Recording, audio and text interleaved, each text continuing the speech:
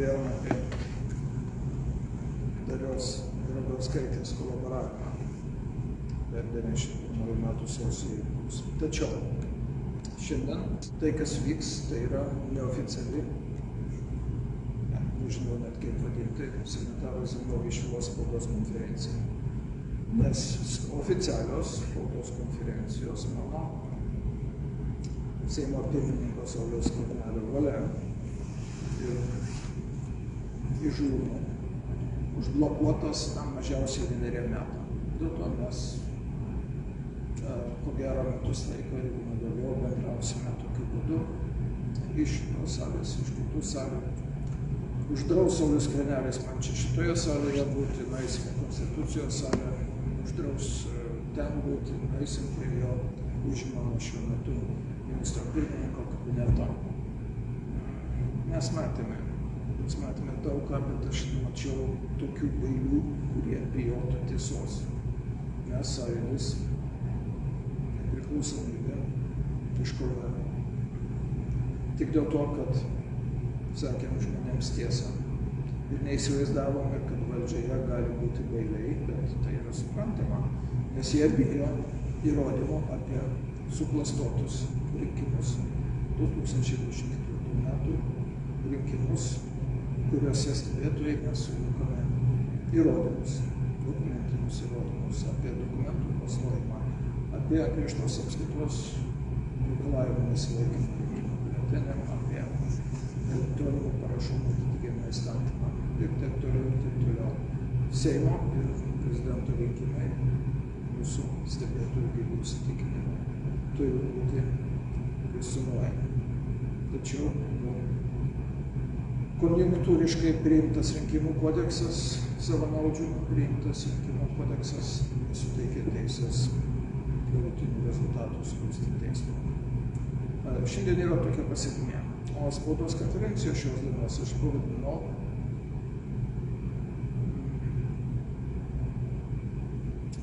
patriotus nevaidinti reikėtų, patriotais būti iš tikrųjų.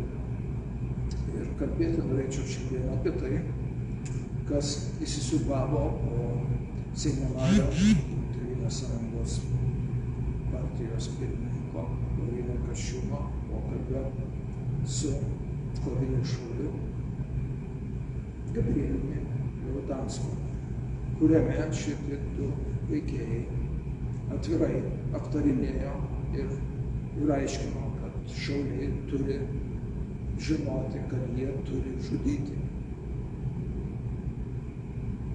Dėl nelojalumo. Jie net neišdrįso bailiai įvardinti, apie kokį nelojalumą jie kalba valstybei, Tėvynės sąjungai, asmeniškai Laurynui Kasčiūnui, Vytautui Landsbergiui, Sauliui Skverneliui, Gitanui Nausėdai, ar dar kažkam, ar Jonukui, ar Petriukui, ar Marytei iš Amerikotų. Bet visi jie yra Lietuvos žmonės ir piliečiai. Ir ne vienas niekšas neturi teisės drįsti, agituoti šaulius, kovinius šaulius, žudyti žmonės. Aš nekalbu apie tai, kad taikos metu. Kas nuosprendį priiminėsit? Ar žinot, kad Lietuvoje pagal teismo nuosprendį mirties bausmė neegzistuoja? Tai sklinda kaip patyčia iš Seimo nario Lauryno Kasčiūno lūpų ir šaulių lūpų. Dėl to šiandieną mes su rinkimų stebėtoju Gediminu Ustinavičiumi kreipėmės į Seimą, Seimo pirmininką, Seimo vadovą, Seimo narius dėl apkaltos Laurynui Kasčiūnui. Mes išvardiname Konstitucijos straipsnius, kuriuos jis pažeidė, prisiekęs laikytis Lietuvos Konstitucijos. Mes kreipėmės, šiandieną aš kreipiausi į generalinę prokurorę Liudą Grunskienę, prašydamas dėl šitų veikėjų ir dėl aibės kitų veikėjų, kurių ryšančioji grandis yra Algis Ramanauskas, raginimų žudyti žmonės. Tai tie, kurie rusų kalba žiūri laidas, iš jų vaikus atiminėti ir muziką klausosi. Tai tų, kurie yra nelojalūs, nežinia ką. ir paprašiau generalinės prokurorės atnaujinti ikiteisminį tyrimą, kuris buvo pradėtas pernai, mano pareiškimu, dėl atviro Algio Ramanausko ir Šaulių sąjungos vadovo, pulkininko leitenanto Lauryno Idzelio, pokalbį apie tai, kaip reikia mane nužudyti. Jie naudoja formuluotę nusiųsti rojų. Nesu buvęs rojuje, bet manau, kad kiekvienas supranta, kad tai reiškia aiškinimą, kaip nužudyti. Lietuvos kariuomenės karininkas Laurynas Idzelis, vadovaujantis šalia, išdrįso aiškiai paaiškinti, kaip tai reikia padaryti, nusipirkti šaunį, nusipirkti legalų ginklą, nes jis labai lengvai, liberaliai, kaip jis sako, Lietuvoje parduodamas. Ir tada atėjus dienai padaryti tai, pasiųsti Zigmandą išvertę, to Reigaus sąskaitą. Pasiprašiau pas Nidą Grunskienę asmeninę priėmimą.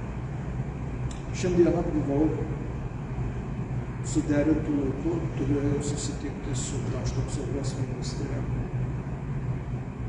Dovilė Šakalienė. Tačiau jos neišvykau. Susitikau su ministro pareigas šiuo metu einančiu Karoliu Aleksa, viceministras. Mes kalbėjomės dalykiškai ir sutarėme, kad Lino Idzelio veikla turi būti patikrinta. Mano prašymas labai konkretus. Ta, ką turi teisę krašto apsaugos ministras padaryti, tai pažeminti jam karinį laipsnį. Taip pat kreiptis į teismą dėl išvis karininko laipsnio atėmimo. Taip pat kreiptis į ministrą pirmininką dėl šito veikėjo kuo greitesnio išmetimo iš Lietuvos Šaulių sąjungos vado pareigų. Susitarėme tęsti, jeigu reikia padėti vieni kitiems, pokalbis buvo dalykiškas. Ir aš šiandieną tiesiai pasakiau pašnekovo, kad supratau, kodėl bailys Laurynas Kasčiūnas, paskyręs man susitikimą kaip krašto apsaugos ministras pernai Liepos 15, neatėjo, nieko nepasakė ir pakišo tik paskirtą viceministrę Virginienę susitikti su manim, kuri tikrai aš ją suprantu, užjaučiu nežinau. Dėl tokios situacijos susidariusios mes beje krašto apsaugos ministerijoje aptarėme ir kitus dalykus. Sakiau, kad pasitikėjimo visuomenės, pasitikėjimo kariuomenė nedidina paslaptis ir aš pareikalavau raštu paaiškinimą, kas įvyko prie Pabradės, dėl 4 kariškių žūties, kas tai yra dalykai. Aš paklausiau, ir raštu paklausta yra, kieno nurodymų įstatymą, nepaprastosios padėties įstatymą, pažeidžiant buvo įvesta Kaune, Klaipėdoje, Vilniuje, komendanto valanda šiuo metu gegužės pradžioje. Išgirdau patikinimą, kad nebuvo komendanto valanda įvesta. Tai dar gražiau reiškia, kariškiai savivaldžiavo, vaidindami komendanto valandą, reiškia atlikti neteisėti veiksmai. Taip, kad matom, kad tokie susitikimai yra naudingi. Ir gaila, kad jie tik tai vyksta labai retai. Gaila, kad Seimo valdyba nusprendusi atinti spaudos konferencijas užsiminėdavo ir tik išsiminau iš tos tačiau bijo neteikis susitikti ir pažiūrėti. Aš suprantu, kiekvienas pagalvoja, gal aš neteisėtai Seimo narių tapau. Viešpatie čia tie stebėtojai rinkimų ir surinko visokių įrodymų. Tačiau šiandieną mano pagrindinis kreipimasis buvo adresuotas ir aš jį įteikiau Respublikos prezidentui Gitanui Nausėdai pasirašytinai ir jo kanceliarijos kancleriui Petrui Zaborskui. Visų pirma, jo pareiga yra užkardinti šitą tai, kas vyksta su koviniais šauliais, su raginimai žudyti Lietuvos žmonės už pažiūras, už lojalumą neaišku kam atvirus. Ir jam pačiam kaip prezidentui kreiptis dėl ikiteisminio tyrimo. Priminiau apie tai, kad kad jis iki šiol manęs nepriima dėl grasinimo žudyti mane, o praėjo jau daugiau kaip metų. Tačiau prezidento pareiga yra ir tinkamai įvertinti Lino Idzelio kaip karininko elgesį. Jis neturi teisės užimti, išvis karininku būti ir užimti Lietuvos šaulių sąjungos vadovo pareigas. Paprašiau iš kovinio šaulio muzikanto Svaro pravardžiavimo pasivadinusiu pats save Gabrieliaus Radansko atimti valstybės apdovanojimą. Nes tai jis su Laurynu Kasčiūnu aptarinėja viešai to, kad jinai aiškinosi, kad šauliai privalo žinoti, kad jie turi žudyti žmonės nelojalius. Gitanas Nausėda valstybės apdovanojimą yra gavęs. Prašau ginti ir nedelsti.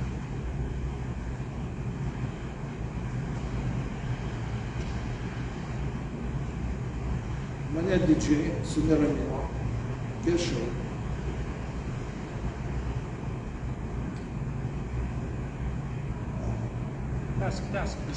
viešai sužinota informacija, kad Respublikos prezidentas Gitanas Nausėda jis viešai pasakė ir atėmė valstybės apdovanojimą iš profesoriaus Eduardo Vaitkaus, tačiau nei dekrete, nei viešai yra paaiškintos priežastys. Aš paprašiau, kad būtų pateikta medžiaga, kurios būtų priimtas toks sprendimas. Gitanas Nausėda viešai mano advokatą Ričardą Burdą pavadino penktakoloniniai, be jokių argumentų. Man yra žinoma, kad šis advokatas gynė sausio 13 byloje du kaltinamuosius. Tai yra jo kaip advokato pareiga. Už pareigos vykdymą penktakoloniniai pavadinė prezidentą advokatą. Atlygį jis gavo savo ginamųjų valia, taip? Gavo. Ir aš manau, kad gavo pagal Lietuvos teisingumo ministro nustatytus įkainius. Gerbiamas prezidente, aš labai prašau jūs galvoti, ką jūs kalbate viešai. Dėl to aš prašau pateikti man medžiagą, kaip signatarui ir eisim iki teismo proceso. Medžiagą, kurios pagrindu jūs kalbinate advokatą Ričardą Burdą ir penktakoloniniai. Na ir kadangi šiandien visi didžiai susirūpinę klausėsi Respublikos prezidento Gitano Nausėdos pranešimo Seime, kuriame buvo dar kartą griežtai įvardinta tai, kas Valstybės saugumo departamento ir tarnybų departamento grėsmių nacionalinių saugumo vertinimas įvardinta kaip pagrindinė grėsmė Lietuvai. Rusijos federacija, tokia valstybė. Tokioj situacijoje, suprasdamas didį rūpestį prezidento, aš noriu jam padėti. Gitanai Nausėda, prašau jūs, tegul tęsiasi tamsiam fone, tegul tęsiasi, tegul žinosim, kad jie bijo net šviesos. Įjungti kovo 11 salėje, kai kalbas signataras, balsavimas. Čia kovo 11 šitoje salėje. Ir beje vardinį balsavimą surūpė. Aš jam priminiau, kad 2020 metais, balandžio mėnesį, mes su buvusiu Seimo nariu Arūnu Naku kreipėmės į prezidentą, prašydami neskirti antrai kadencijai VSD direktorių Dariaus Jauniškio ir paaiškinimą priežastį.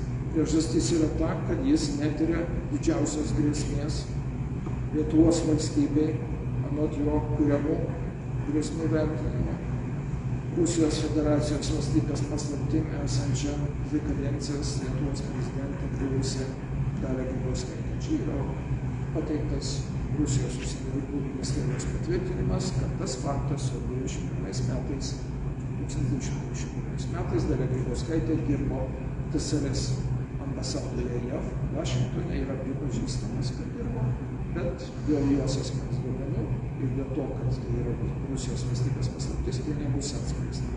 Priminiau mudviejų su Audriumi Naku pacituotus dalykus to rašto 20 metų, kad 2009 metais visi Kremliaus portalai rekomendavo, visi jie iki vieno agitavo, rašė Lietuvai, rinkit Lietuvos piliečiai, rinkit Dalią Grybauskaitę, viskas bus santykiuose su Rusija Lietuvos labai gerai. Taigi, šitoj situacijoje jūs paskyrėte, ji ne tik antrą kartą VSD vadovų Darių Jauniškį, bet jūs dar ir paskyrėte neseniai mūsų atstovų NATO. Toks neatsakingas jūsų veiksmas. Aš giliai įsitikinęs yra padarytas tiesiog dėl didelio jūsų krūvio ir didelio susirūpinimo grėsme Rusija. Tokia situacijoje aš prašau taisyti klaidas ir Darių Jauniškį atšaukti iš NATO.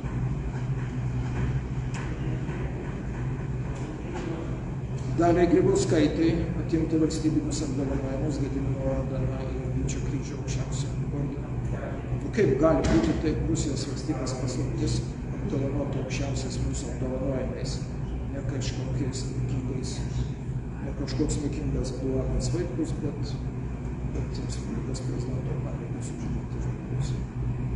Taip pat valstybės apdovanojimais apdovanoti teisėjus buvusius Stasį Vilniaus apygardos teismo teisėjo ir Reginą Gudienę, Vilniaus apygardos teismo teisėją buvusią, kurie savo nutartimis panaikino generalinės prokuratūros atsisakymus pradėti ikiteisminį tyrimą dėl VSD neveikimo, kad neturėjo šitos didžiausios grėsmės Lietuvai Rusijos valstybės paslapties Dalios Grybauskaitės tyrimą Lietuvos prezidente.